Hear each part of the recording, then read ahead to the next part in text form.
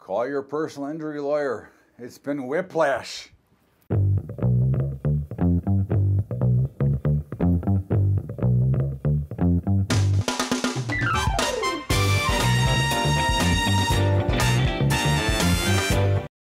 What's up, everybody? Welcome aboard the Bubba's Daily Update. And man, what a day. It was getting whiplash all over the place. The markets were down big overnight, rallied all the way up. We're up big, made new highs, went down again, went up again, went down again. Like I said, call your PI lawyer. It's like a case of whiplash. It's been unbelievable activity today.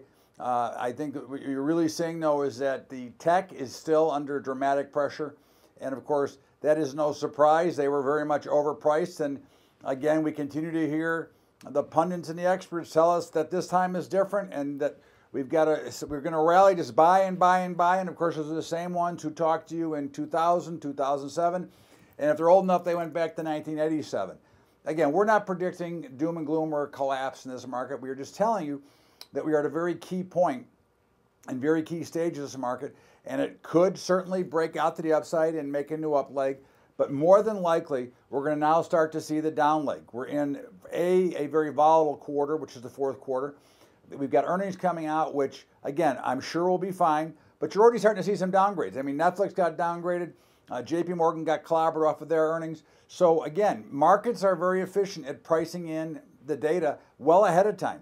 So unless they really knock the doors off and are better than expected, I expect this to be a very down quarter, and I wouldn't be surprised to see the markets really fall apart here. You've got the VIX, which is down today, but hovering around the 20 level. Now, this is about 45 minutes before the close of the market, just so you know what time what I'm referencing here.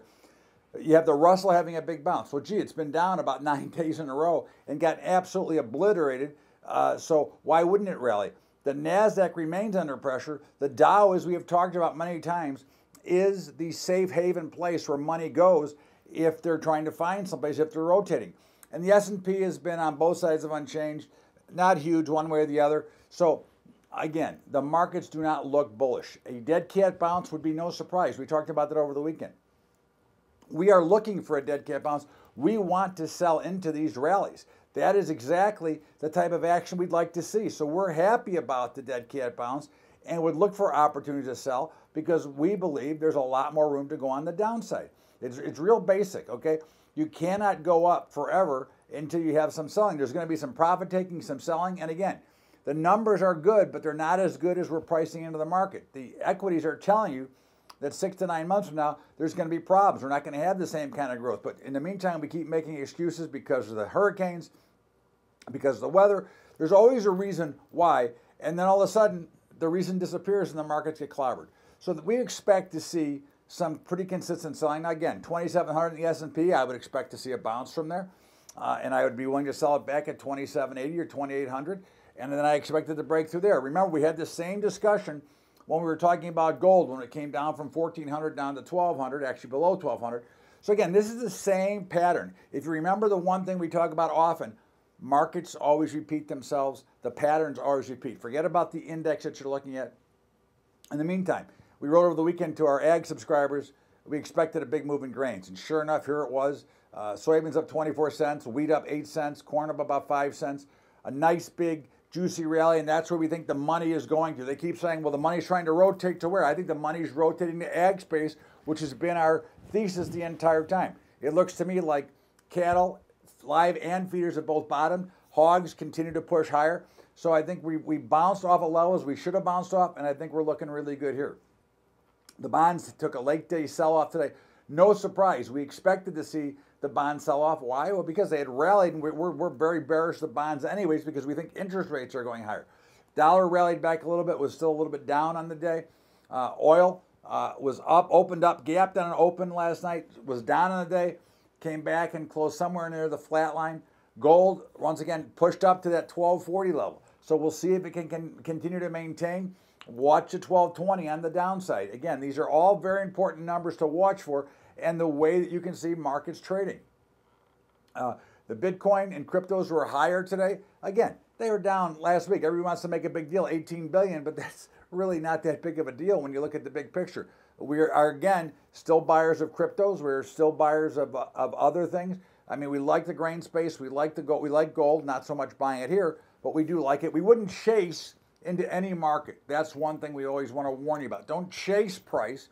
Let price come to you. If you miss it, because remember the mantra from the daily update and from the Bubba Show and from everything else is it's better to wish you were in a trade than you weren't.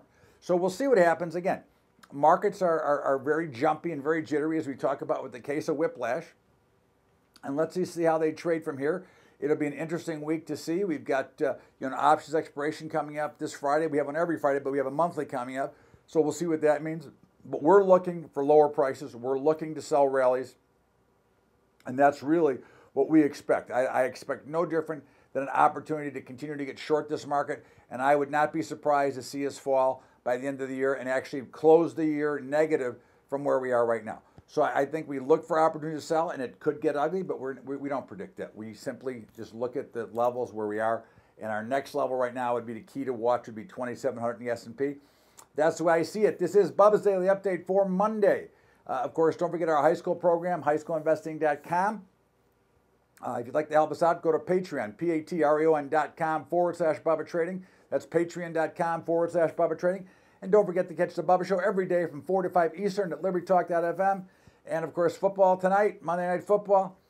Tough game. I'd have to say that if I was going to lean, I'd have to lean to the Green Bay Packers, but I hate to lay 9 points. So we're going to say for like a pizza and a beer or a pizza and a Pepsi, whatever it is you prefer, we would take the Green Bay Packers just for kicks and grins. Have a great day, everybody. This is Bubba's Daily Update. We'll see you back here tomorrow.